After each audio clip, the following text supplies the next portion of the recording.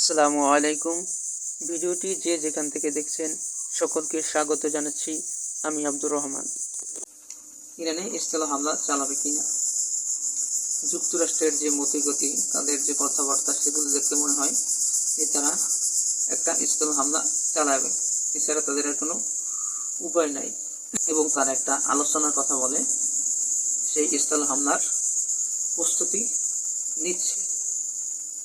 এক্ষেত্রে আর একটা বিষয়, প্রথম তারা যেটা ভাবছিল যে মধ্যপ্রাচ্য থেকে তারা কিছু কুর্দি গোষ্ঠীদেরকে এই যুদ্ধে জড়াবে এবং তাদের থেকেই স্থল হামলা পরিচালনা করবে, কিন্তু তাদের এই প্রস্তাবে হয়তো তারা রাজি হয় নাই।